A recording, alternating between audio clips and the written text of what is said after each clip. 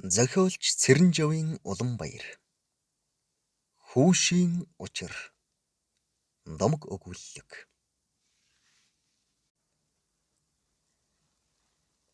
Би энэ харамсалтай домгийг Тамир сумын гэрэлт зам нэгдлийн цуслангийн айлуудаар явж байхдаа сонссон юм. 15-ны тэргэл сар агаар дундаа мэлтээгээд шөнийн цайвар одомчид цөөрсөн мэт сүүмэлзэн үзэгдэж байгаа үдшийн цаг байлаа. Тамирын голын захыг дагаж байрлсан нэгдлийн тэр хэсэг айлын цуслангийн газар эгнүүлэн барьсан хөнгөн маягийн олон жижиг байшин нь энэ үдэш хөл хөгжөөн багтай байлаа. Тэдний ихэнх хүмүүс нь нэгдлийн төвд байгаа хоёр залуугийн хоримд очиж зөвхөн гэр сахисан өндөр настан хүүхэд багчууд үлдэжээ. Би явсаар дунд хэрд нэг байшингийн цонхоор гэрэл үзэгдэж байхаар нь тэнд хурч очлоо. Тэр байшинд эмгэн баян хүү охин хаш чулууныхаа хамт байдгийн. Энэ үдэш хаш чулуун нь найрт яваад эмгэн гэрээ сахин үлдэжээ.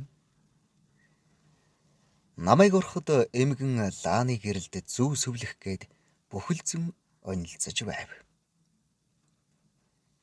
Би зүүг нь сүвлж өгөхөд эмгэн гэл айлаа гэж хэлээд намайг айргаар дайлав. Хөө минь, ер нь хүн гэдэг амьтан чинь ахиад цаашлаад байх шиг санагдах юм. Урд бид ноорхоо бор гэрд суугаад болоод л байсан шиг санагддаг юм. Тэгээд яахав өргөн олонтойгоо нэгдсэний хүчээр орон байшинтай болоод хүн шиг л амьдарч байна. Одоо гэрт сууж чадхан байх нь айл хунартаан ороход салхи хүлээгээч байх шиг санагдах болжээ. Анх энэ байшинд чинь суухад амьсгаа давч дааж байх шиг.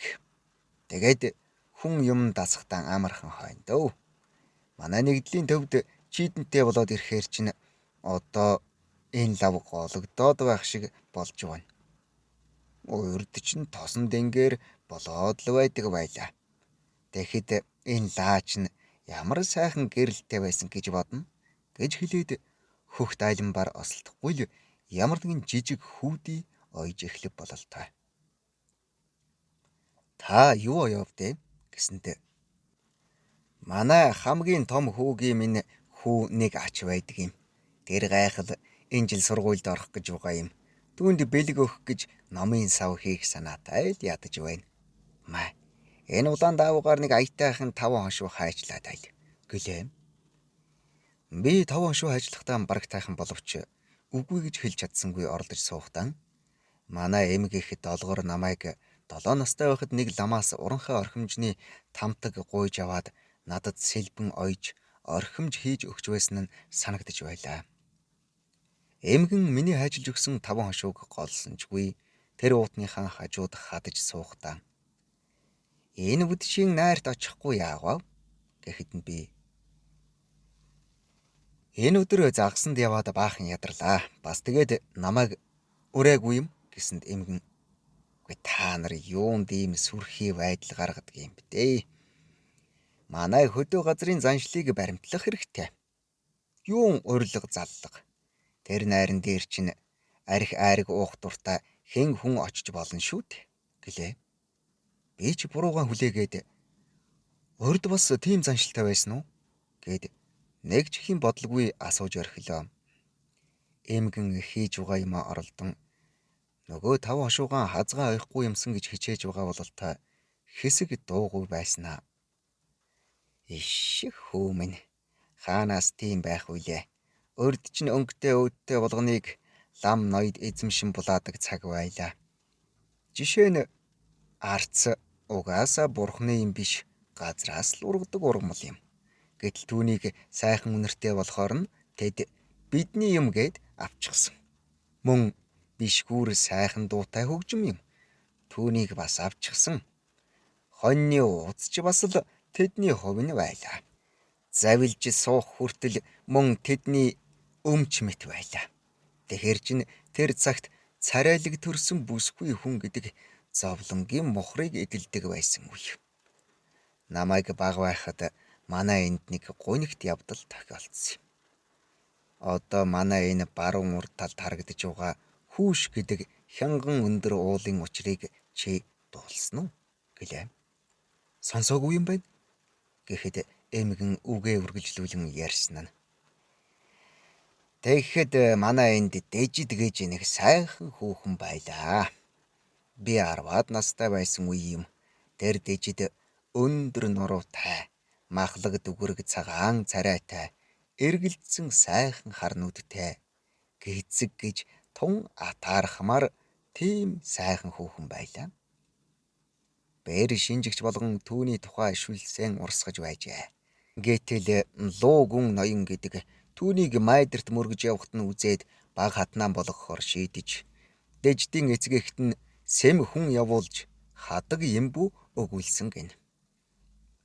Тэр цагийн хүмүүс болсон хойндоо хадаг мөнгөнд нь болоод биз. Бас ноён хүргэнтэй болно гэж баярлаач биз.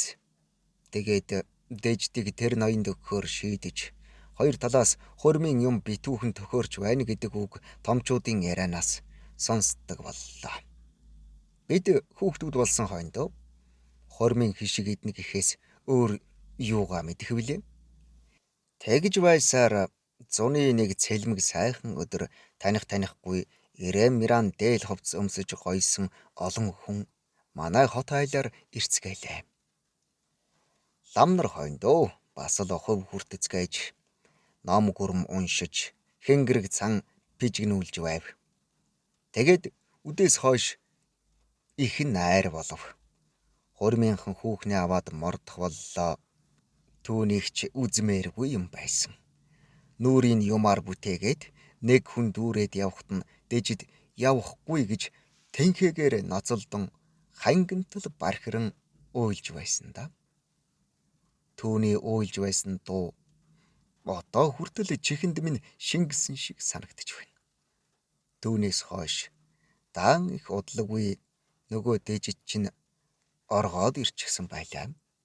Гэтэл тэр дорн хойноос нь хэдэн хүн нэхэж ирээд мөн л уйлуулад аваад явсан. Бас дахиад оргоод ирсэн, мөн л хүмүүс ирээд аваад л явсан. Тэгэхэд манайхан тэр хүүшийн өвөрт зусж байсан юм. Нэг өдөр тэр зүүнтэйгээс бөөн тоос манарч байгаа харагдлаа. Гэтэл нэг улаан дээлтэй бүсгүй хүний бараа тодров. Түүний хойноос морьтой олон хүн хөөж яваа нь илэрв. Манай хотынхан гарч хараад түүнийг Дэжид мөн байна гэж ярилцж байлаа. Ойртон ирэхийг үзвэл үнэхээр Дэжид мөн байлаа. Дэжид гэрээ чиглэн ирж явснаа гинт болоод хойд уул өд авиран зогтов. Тэр тун сайн морь унсан боловч цаадуул нь бас л хөөсөөр түрүүчийнх нь хүн гүйцэх шахам явлаа. Тэгтэл нөгөө Дэжид чинь уулын орой дээр гараад морьноосоо буугаад цааш явган гүйж яваа харагдав. Тэгээд харагдхан болчихов. Хөөсөн хүмүүс ч уулын орой дээр гарч баахан удаан боогнор зогсоод нөгөө талаар тойрох бололтой явцгаана. Тэр уулын ар шувуунаас өөр юу ч орж болдоггүй тийм цавчим гангатай юм. Манай хотынхан ч сүйд боллоо гэлцээд л эмээлтэй зайдан аль бэлэн байгаа унаагаараа мордцоолоо. Би ч томчуудын хойноос даагаан унаад бас тэр уулыг тойрон очлоо. Гэтэл нөгөө Дэжид чинь гангын ёроолд тас төрүүлгээ хараад өгчихсэн байна. Түүний хажуу руу бас нэг уранхай хүрэн дайланбан дээлтэй хархуу мөн тэр хадан хал руу түүний араас нисээд өгчихсэн байлаа. Хүмүүс тэр хоёрын аль алин дээр нь ч халдаж очихгүй, харин нөгөө хөөж явсан хүмүүс дээр л очлоо. Тэд бол ноёныхан биш, харин Дэждийн суух гэж байсан сэтгэлтэй нөхөр Балбарын хань нөхд нь байлаа. Тэр үгсэн хүн бол Балбар мөн гин. Хүмүүсийн ярилцахыг сонсвол Дэжид Балбар ба түүнийхээ нөхдийг танихгүй ноёныхан гэж боджээ. Балбар нь түүнийхээ нэрээр нь дуудаад давхиад байсан гин. Дэжид түүнийг эргэж харалгүй зугтсаар байсан гин.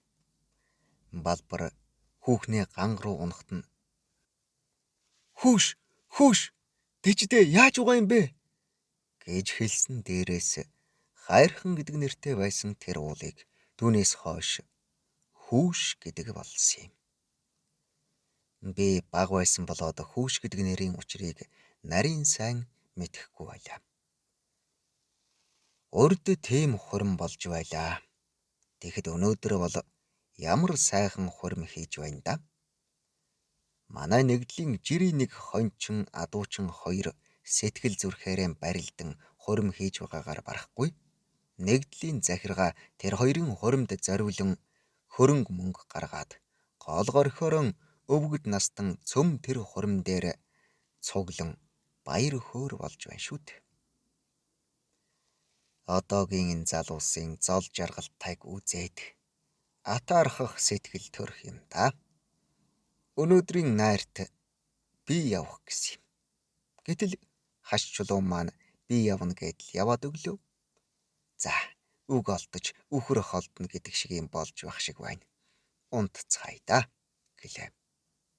Би ч тэднийхээс гарч буусан айл тийшээ явлаа.